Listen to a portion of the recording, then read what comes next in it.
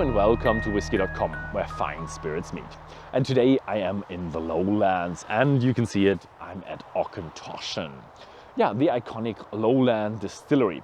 And yeah, let's talk about where is it. It's near Glasgow, and it's really very accessible. If you have a bit of time left of a long layover at Glasgow, you could actually go out, drive to the distillery 5 minutes and have a look, have a dram and just go back to your layover.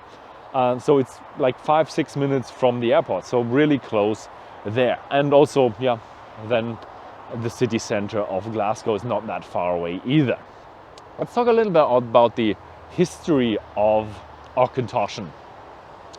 It was originally the distillery of Duntocher, which is a town that's a few miles that way, and that was illegal distilling. They actually had it here and a bit further away from the town, so that was kind of a trick to evade the taxman when they asked, hey, where's the Duntocher distillery? He was looking at the town, but there was no distillery.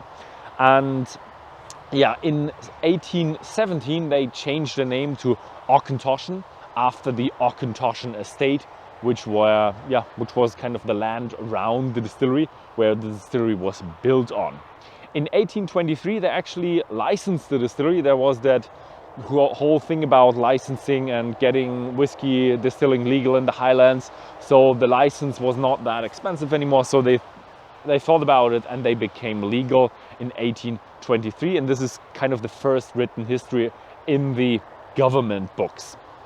Also in 1823 they actually had an engineer who supplied them with stills, and that was their first written record of getting an intermediate still. So this was probably the birth of the triple distillation at Auchentoshan. And yeah, it changed a couple of times ownership back in the days between beer brewers, wine traders and different traders. And what was then a very historic moment for the distillery was in 1941, was in Second World War. There was actually air raids from the Blitz, the Battle of Britain, and the German Luftwaffe came over from Norway, and they were trying to bomb the ship manufacturing and the fuel storage for the Navy at around Glasgow.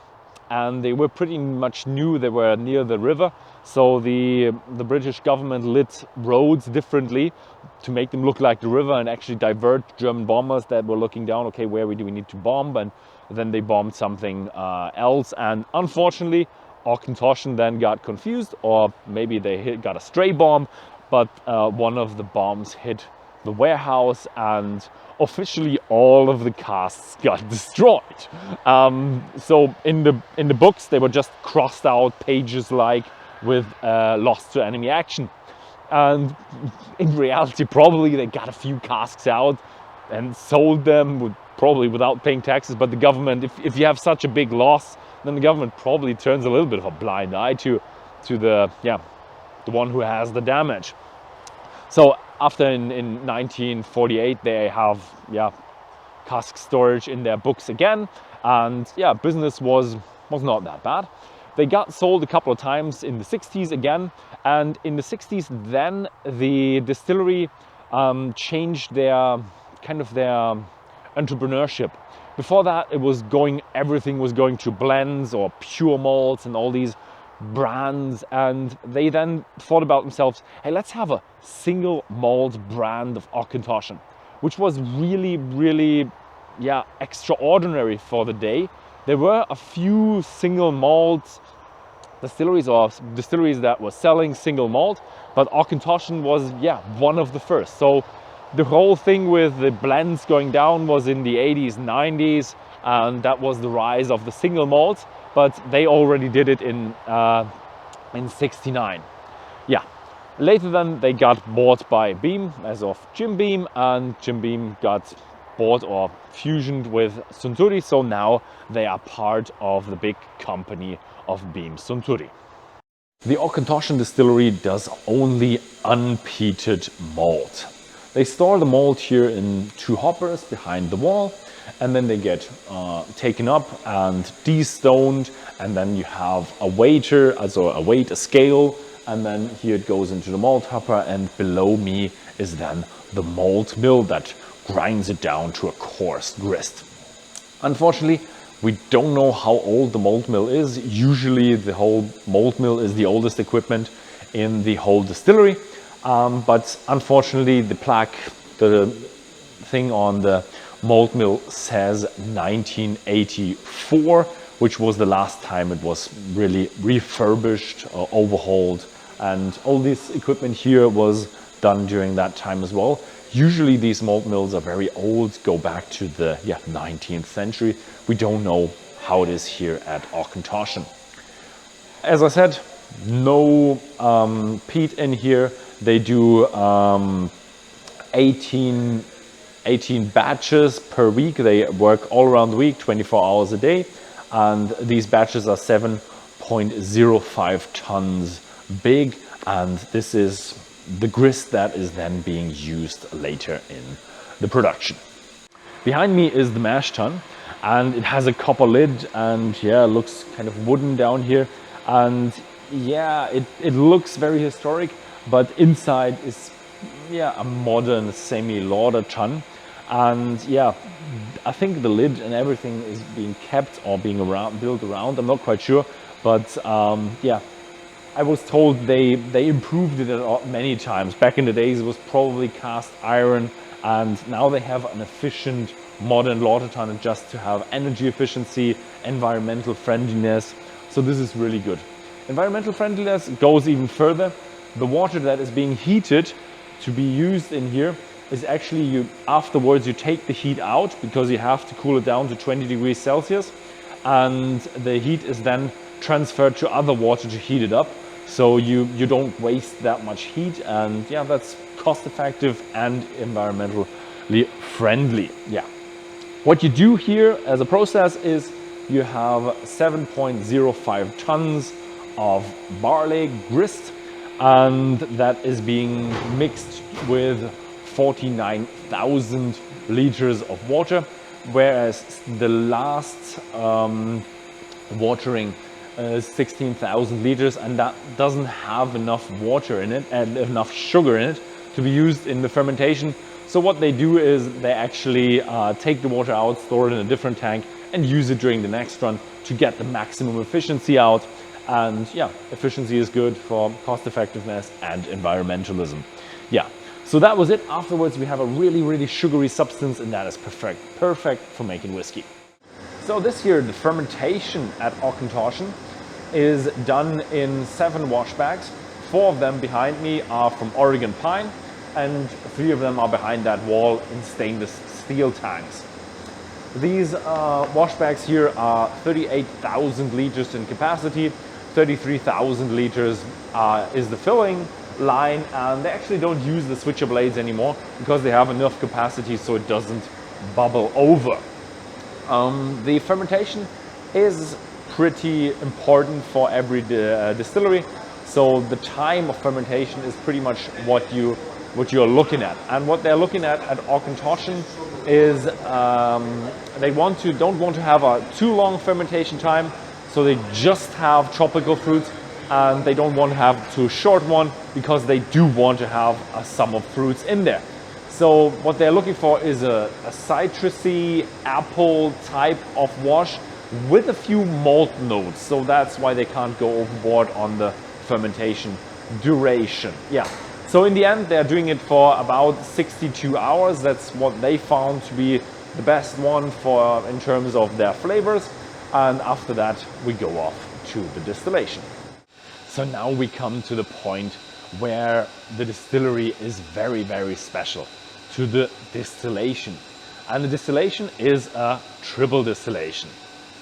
So we come off with 33,000 liters of about 8% wash, which is a beer without hops, and we end up in the wash still. It has a capacity of 17,500 liters. We need to fill it up to about 16,500, so half of one wash bag. And the wash still is pretty normal. You just distill it up, you have no cuts. You start off with around 50% alcohol, and when you are at 1% alcohol, you just turn it off, and the rest is pot ale, which goes off to be sold as to a fertilizer plant or biomass plant, so it can be reused.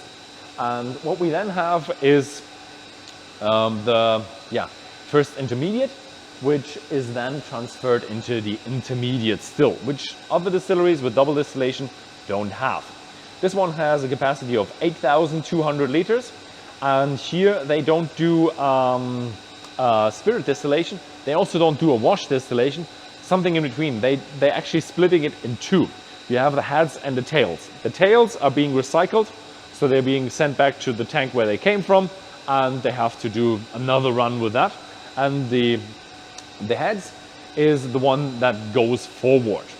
And that ends up then in the spirit still, and we have a normal spirit distillation.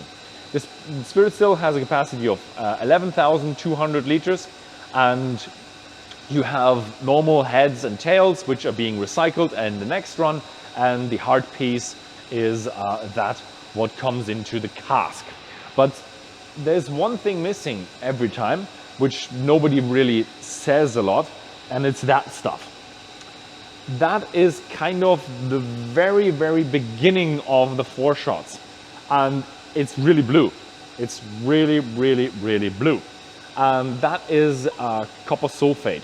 So you have really unwanted flavors with sulfur, and they are being binded to copper to make copper sulfate from the still, and this is actually stays into the pipes and is being washed out before the foreshots, sold, also I think fertilizer or some other plants, so you can actually use that. It's not waste, it's actually a raw material for other production facilities, and this is where they get their unwanted flavors out of the process. After that, it's the foreshots that you can use, but you just have to recycle them a couple of times. Yeah, what they also do here at Auchentoshan is they do everything manual. They have the watch glasses, they measure the alcohol and their points, and when they have the cutting point, they actually turn the lever by hand to go from the foreshots to the feint, to the hard piece or the feints, and yeah, that's it. The last specialty here about Auchentoshan is the new make. The new make is at 81% alcohol, which is the highest new make for a single malt Scotch distillery. I'm being precise here because if you have grain distilleries or not single malt, then you have usually column stills and they go much higher. But for the premium one, the premium single malt Scotch whiskey, they have the highest distillation. And yeah, let's have a little bit of a smell into that. And what I really find interesting is they really kept the maltiness in there. The maltiness is really sticking out. You do have a nice fruitiness to it as well, but the maltiness is what's sticking out, what I don't have in any other distillery yet. It's really nice. I'm not gonna try because it's 81% alcohol, and that's really high. Yeah, so this is the distillation. You can see a lot of constriction pieces. They have a lot of copper. They have shell and tube condensers also with copper, so a lot of copper contact, and that means it's just very refined, nice, gentle, nice flavors, no bitterness at all. That's what they're looking for here at Auchentoshan. So I'm here at their first warehouse, and this is actually the warehouse that I mentioned in the introduction that got bombed in 1941. And they used really heavy incendiary bombs. So what the guys here told me is it was really not that much left. So they actually demolished it then and rebuilt it in the same style that they had in 41. So this is here like the original warehouse of the distillery that has been rebuilt. There are another 2 dunnage warehouses up there. So all of them are maximum 3 high and sherry cask 2 high and natural air floor. Here's a bit of gravel on the floor. Here's more stamped ground. And Yeah, that's traditional. So 3 dunnage, and then we have 2 racked warehouses, which are a bit higher. What we have in terms of cask variety is we have quite a number of bourbon casks, which is kind of the standard. Then we have a lot of sherry casks with most of them oloroso. Then we also have a good amount of PX casks, which is really nice. And then we have some French wine casks. Here, this cask series here is European oak, French oak with French wine was in it. Very sturdy build, very classy build, very good. So these are quite expensive and quite good casks, and yeah, that makes it quite a good whiskey then. Yeah, so in terms of the casks here in the first warehouse, we only have Auchentoshan whiskey storing here. But as they are part of the bean company, they exchange casks from different distilleries. So you get some Beaumont in here or some other distilleries casks in the other warehouses. And also they send out the Auchentoshan casks to other warehouses.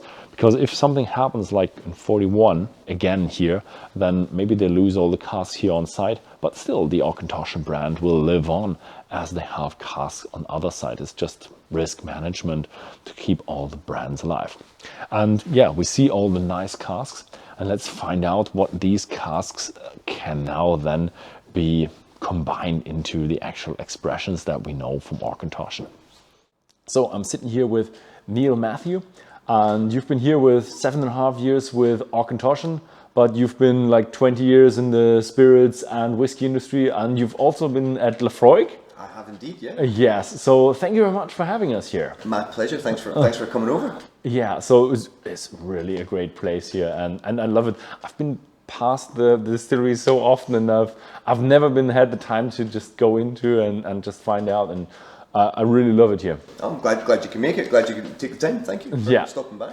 Okay, so what are we having today? What are the expressions? Well, today I thought we could go through our core range. So the sort of 3 pillars, the 3 sort of business cards of Auchentoshan, the 3 expressions that we would choose to. If I was introducing someone brand new to Auchentoshan, this would be how I would start. We'll take you through our American oak, followed by the 12-year-old, followed by my all-time favourite whiskey. Not just my favourite Auchentoshan, my all-time favourite whiskey, the 3 Wood. This is the one that a lot of people know us for. I want to take you right to the very start, which is the epitome of Auchentoshan, the quintessential, triple distilled, elegant, approachable, very inclusive style of whiskey. It's whiskey for everybody. It's good to blend, it's good to mix, it's good to have neat, it's good for new whiskey drinkers, a great conversion. It really typifies the distillery. So 100% bourbon cask matured whiskey, with that triple distilled, bright, fresh, light spirit, and all that warm vanilla coming through afterwards. It's just a really wonderful introduction dram. Okay, I'm really looking forward to that. I'm going to nose along with you today rather than drink, but please be my guest. Okay. I think, most of the fun on this one. Need to drive or something like that? I will be driving later. Oh yeah, okay. I got a driver, so I'm fine with that. Okay. First of all, welcome and Slanjava. Slanjava. Oh, okay.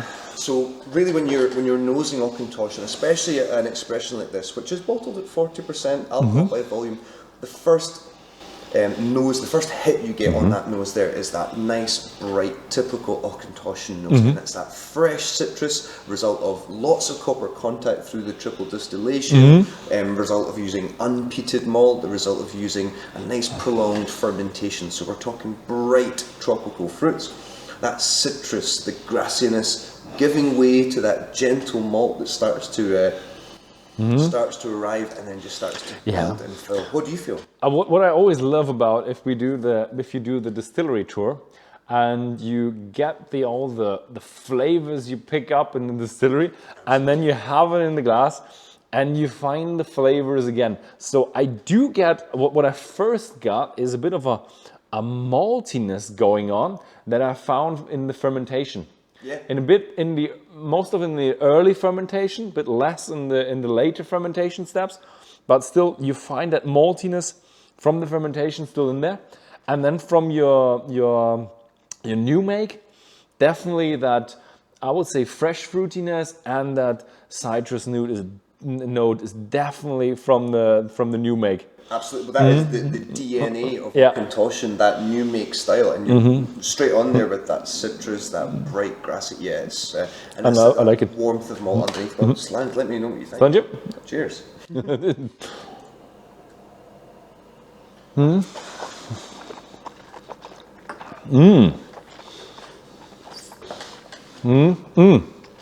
Think of this like your first welcome to Auchentoshan. It's there to be light. It's there to say hello, have a taste, and get on with the rest of your day. When I had it in my mouth, it was you had quite an oak intensity going on. Or just when you swallow it, you realize, okay, roundness, gentle, easy. You have the nice flavors. But when I have it in my mouth, it's more banana a bit. And yeah, you do have tropical fruits in there, a little bit of citrus in there. But it's much more fresh in the nose than it's in the taste. So that's when that rich, that oaky spice starts to hit, and then that malty base note really comes through on the palate. So it sort of offers up all the freshness, and then it descends into that. And what I like to think is it sort of takes you on this wonderful wave of bright freshness, and it ends back down in the malt. And again, it's a celebration of Auchentoshan and the Beam Suntory position, the fact that we can guarantee a 100% bourbon casks. This averages at about 80% first fill bourbon for the expression. So we have some really well-performing, brand new, high-quality American casks. Makes for a very, very welcome introduction to the range. So, a little bit of a question for in between. I have actually been to Kentucky, and I've been to Woodford and seen the whole Woodford distilling thing, and they are pretty much an exact copy, and I think they've even written it there that it's meant to be pretty much the same as Auchentoshan. So how does it affect you? What's your opinion on that? Well, first of all, emulation, being emulated is a massive compliment. So clearly, our 200-year heritage of triple distillation is reaching all across the planet. We have no problems with guys in Kentucky wanting to make whiskey the same way we do. If anything, I would advocate it, and I'm a fan of Woodford. I love their style. I would dare say more copper contact. Triple distillation gives you brighter, more floral, grassy or citrusy, tropical fruit flavored spirit. Now, clearly there's huge differences with the mash bill and the water style. But again, if anything, I'm here to say that, look, Alice Gooding is a dry. I'm going to say all good things come in threes. If you triple distill anything, as far as I'm concerned, it's going to make a lighter, brighter spirit. And I think Woodford's have nailed that. Okay, yeah, so no hard feelings, it's just, so you can see the master when you see that he is being copied. Absolutely. You know what? If the guys from Woodford's want to come over and learn a thing or two, bring a few bottles, be my guest. Yeah, I would really like to know. It's such a long time ago, and I've been there. If they have the same process as you, but I don't think so. I think they have the shape is similar, but I think the rest is pretty much different. Yeah. So this was American oak now. Now we come to the 12 years. So how is that? So think of this as the heart of the core range. This is our all-rounder. If you were, say, a relatively well-versed whiskey taster, I would maybe point you in the direction of our 12-year-old as a great example, again, of the distillery character, with just a little bit more maturation, a little bit more effect of time in the cask. Also now we're bringing together two barrel varieties. Rather than sticking with exclusively American oak, we now have ex-bourbon barrels as well as ex-Oloroso sherry. Now the ratio here is about 80% bourbon. Again, we're still really promoting that nice dry and lifted flavour, but then we're bringing in some warming spice, a little bit more fruit from the Oloroso. Now again, these are matured separately, hence the 12-year age statement, so we're maturing past 12 years separately and then bringing that marriage together, creating just this nice harmonious balance. But please, again, be my guest. It's for me, one of the, it's a real all-rounder. It's a whiskey that not only is great for mixing, again, that's something we advocate here, that Auchentoshan can be enjoyed in a multitude of different serves. I love getting this as a tall glass, loads of ice, ginger beer and cherry brandy with fresh lime juice. Absolutely delicious. It's called a Tokyo Sugar, a really great cocktail. On its own, effectively those flavours are amplified by that cocktail. So for me, this is all about that gentle warmth of bourbon, and then the spice and the fruit and that ginger starts to come through from the Oloroso. But this one does the talking. Yeah, I feel it's a bit more damp, you definitely realize the first thing that you have a sherry cask in there, and but still, yeah, very gentle. Yeah, very gentle.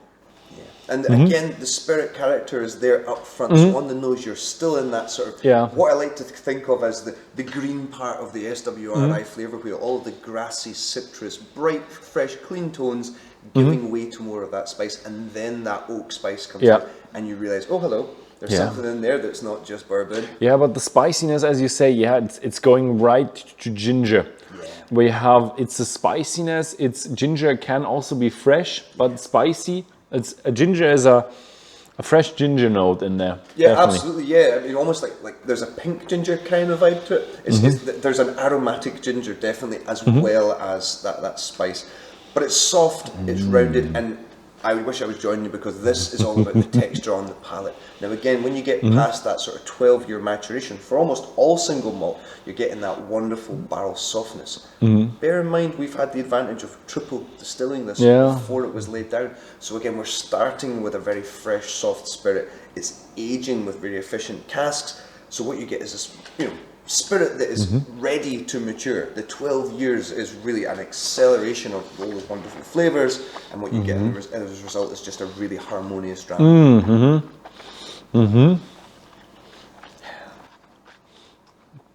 Oh yeah. Oh, it's a well-balanced whiskey. Yeah. And that has also 40%. Oh, okay. Right down at 40% ABV, so again, nice and light.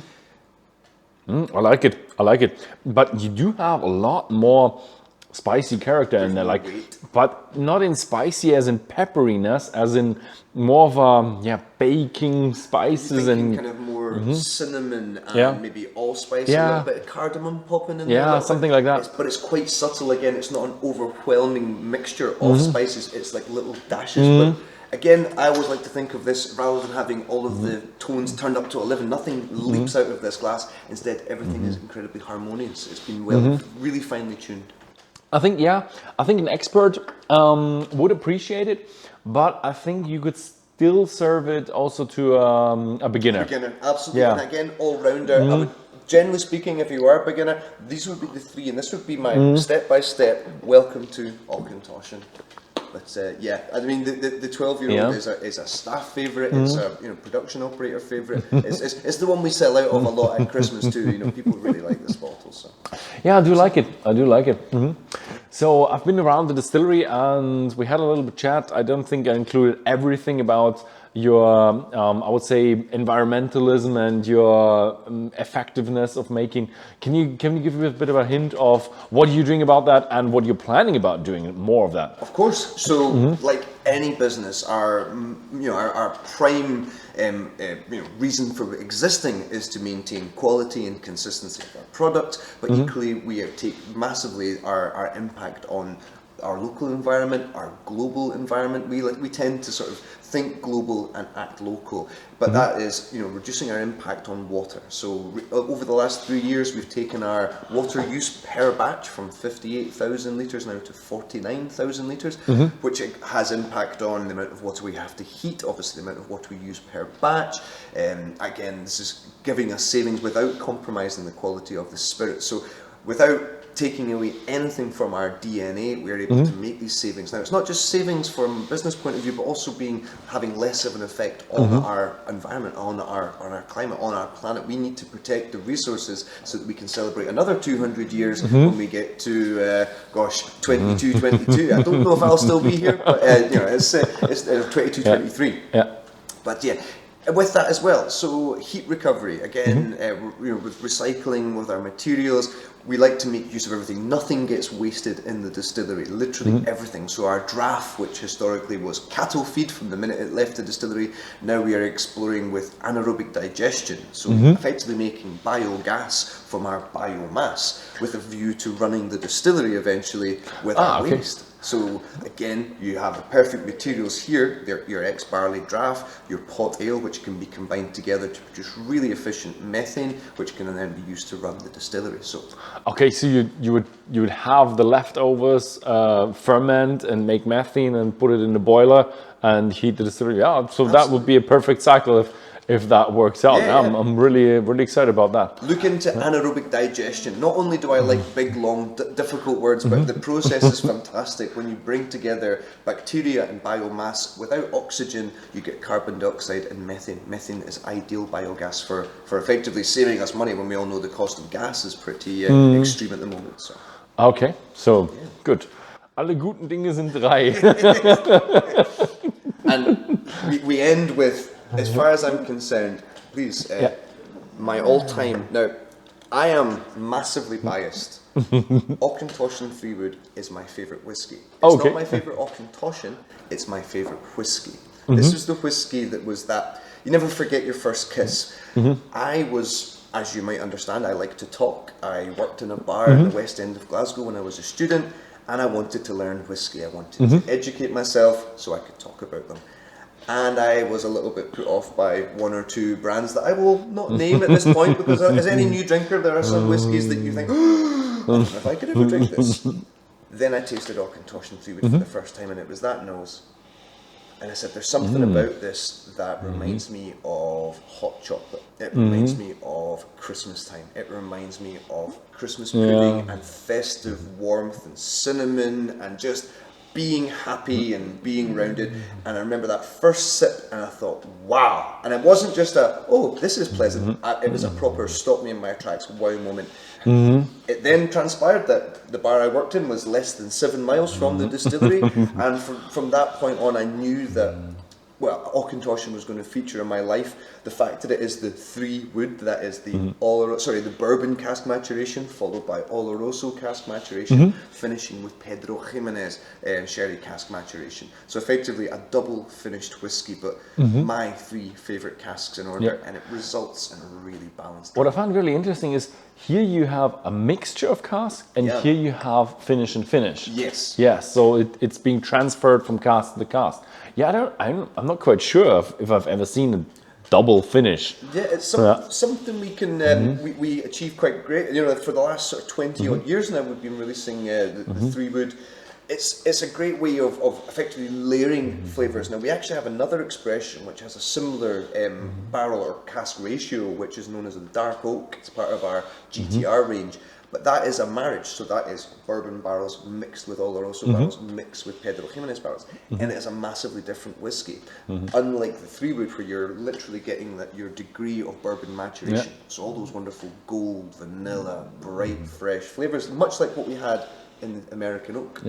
Then we age in Oloroso, and we're bringing in similar spices to the 12. I think creating this is a bit more difficult. Here you can mix and match till you find the right spot. Here you have to wait until you have to This is all about timing. This is about balancing and re-describing the recipe. With the 3-Wood, it's about aging it not until we hit a statement. Notice there's never an age statement on 3-Wood because we want to get those perfect bourbon flavours. So literally cook it until it's just right, and then transfer to Oloroso. Allow those flavours to build till we get to the right degree of intensity, and then we go for the 3-Wood.